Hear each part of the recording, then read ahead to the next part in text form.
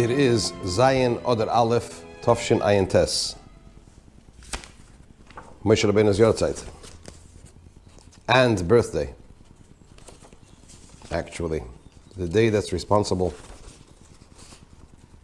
for the transformation of Purim into a day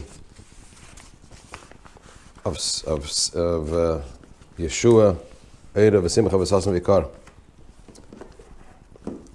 In fact, the year Moshe Rabbeinu was born, there's an opinion in the Gemara that it was a leap year, and he was born on the first Adar.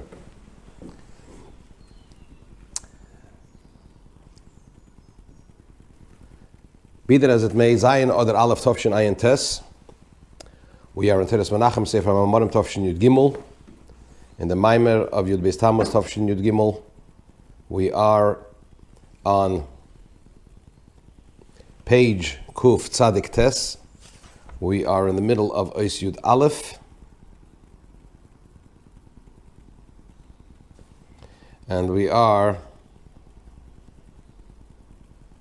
7 lines from the end of the first paragraph, of the end of Ois Yud Aleph. The line starts Bechinas. We're at the full stop. The Rebbe here is explaining the last 2 words of the posik with which he opened up this Maimer. Daas kolamei oretz kavayu lekim ein oid. That there is nothing else. The Rebbe explained at length the idea of Havayin Alekim, Hashem's 2 names, Yud Kei Vav Kei and Alekim, in all the 4 levels, at all the 4 levels, as they are in the realms and in the divine attributes. And he also explained how it expresses itself in Avodas Hashem, man's service of Hashem, explaining that Elokim is a mode of serving Hashem within a framework of rationality based on a rational approach, which is limited, Elokim. And then there is Avodas Hanisyonos, serving Hashem through tests, when one withstands tests which are by nature beyond rationality. Morning. That mode of serving Hashem reveals the very essence of the soul, the Yechidah Sheben Nefesh, and that is tied to the very essence of Hashem. And that brings about the idea of Ein Oid, there is actually nothing else, not as in the lower level, Havayahu Alekim, that there are 2 distinct modes, the limited and the unlimited, and they combine and they complement each other. But Ein Oid, there is nothing else. There is only the very essence of Hashem, and everything follows from there. And that mode of serving Hashem at the ultimate level is specifically by tzaddikim, by the righteous. And when one serves Hashem at that level, then there is actually no difference in any of the mitzvahs in which this service of Hashem expresses itself. It could be the harshest mitzvah. It could be the lightest mitzvah that Rebbe brought as the example. Arkas the Mesani, the shoelaces of sandals, where in the time of religious persecution, and if it's and in public, even on something as seemingly insignificant as tying the sandal laces in a non-Jewish manner, even for something like that, one needs to have self-sacrifice. So when one serves Hashem at the level of Yechidah, the level of the essence, it's Ein Oid, it's all one and the same. It makes no difference what Hashem's desire or will is, whether it's the harshest mitzvah or the lightest mitzvah, and that touches the very essence of Hashem and reveals the very essence of Hashem. And this mode of serving Hashem is mainly by tzaddikim and leaders of the generation. That's where we are up to page Kuf Tzadik Tes, 7 lines from the end of chapter 11, Ois Yud Aleph. And through the fact that the tzaddik and the leader of the generation serves his service of Hashem, serves Hashem from at the level of Yechida, the very essence of the soul, from whose point of view, from whose perspective, all limitations of time and space are nullified. Even though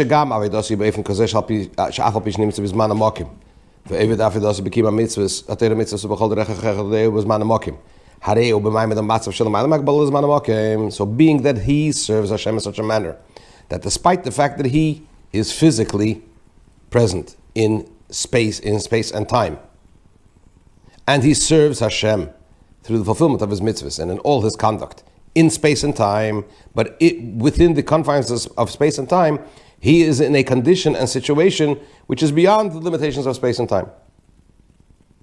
If you remember, we learned many Mamorim ago, the Rebbe brought that the Baal Shem Tov, and so too it is by all tzaddikim, true tzaddikim, Nisim, he was able to see. Space didn't limit him. He could be confined in his space and see what's going on the other end of the world.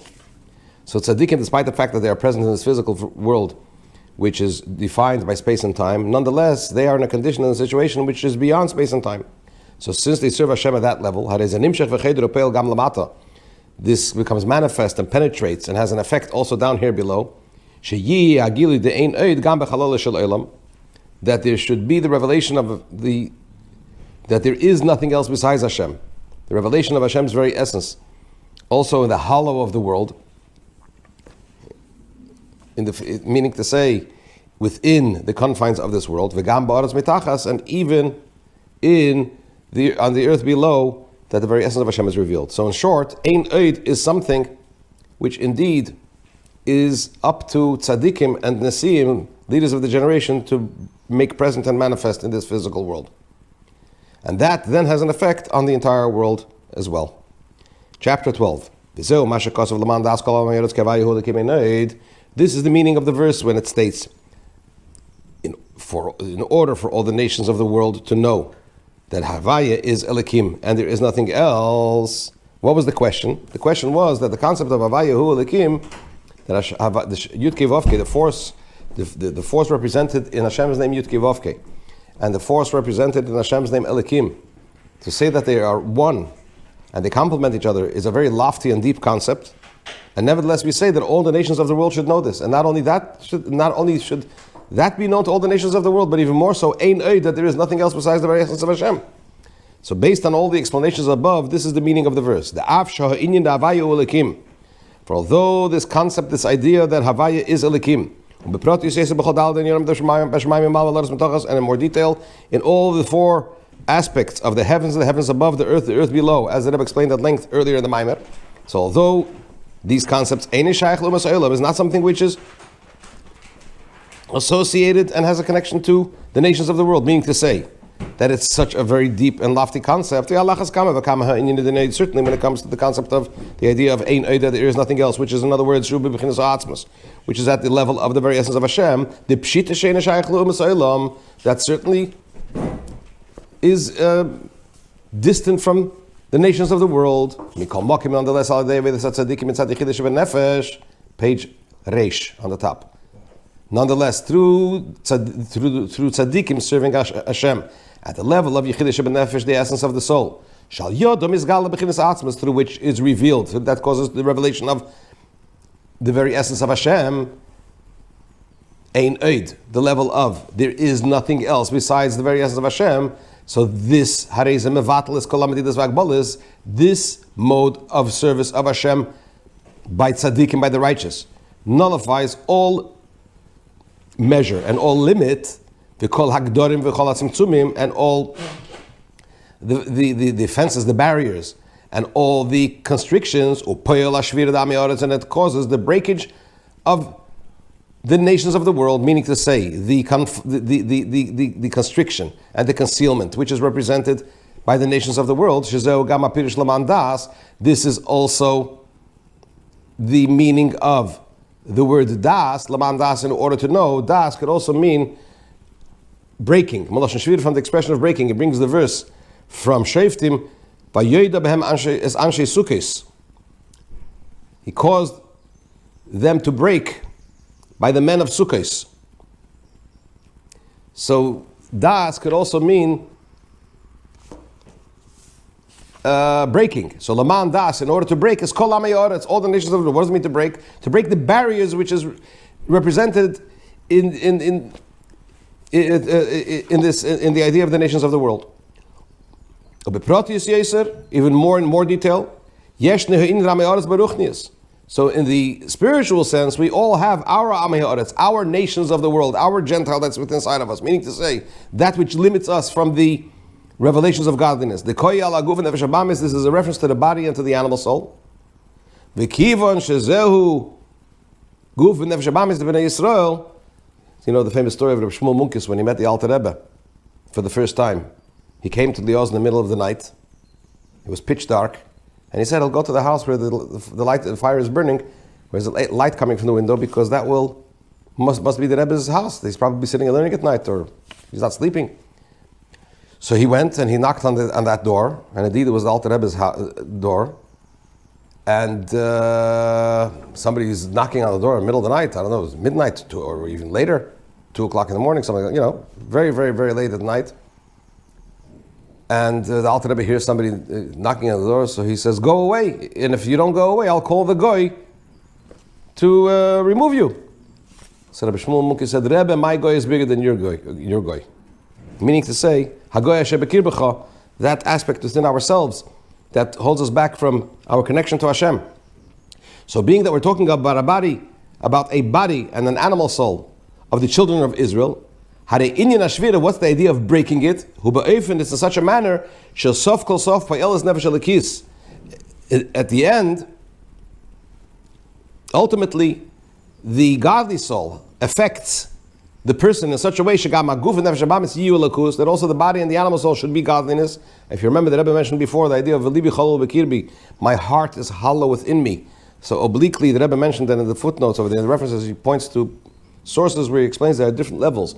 There's breaking the animal soul, and then there's harnessing the animal soul, that it also becomes a motivator for godliness, for the person to be connected to godliness. So ultimately, that's what the godly soul affects the animal soul and the body to do, to also be motivated to be connected to Hashem. In addition to this, so that is the effect it has on the person and on his animal soul. In addition to this, there's also the effect on the nations of the world in the simple sense. This brings about the breakage. Their negativity becomes nullified, and it becomes in a mode of non-existence. Meaning to say, the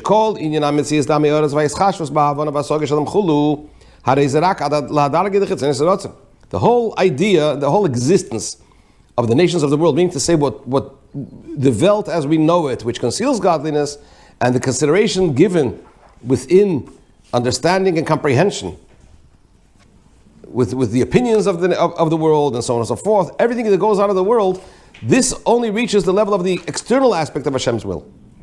But when the very essence of Hashem is revealed, there is nothing else. That there is no existence besides Hashem. Then at that level there is no room for any seepage or any drawing. There's nothing for that. There's nowhere for them to draw from. They have nowhere from where to draw any sustenance. Meaning to say, the negativity, the klippe, the sitracha, that which covers godliness, the limitations of the world, the worldly approaches, which conceal godliness, can only reach up to a certain level, up to the external dimension of Hashem's will. As mentioned before, that klippe only has the ability to draw from Chetzonius Ratzon, from the external dimensions of Hashem's will. But from the Pnimius Ratzon, from the internal aspects, there is no room for them. There is no place for them. There is nowhere for them to draw from. Therefore, automatically it causes this idea of breakage, to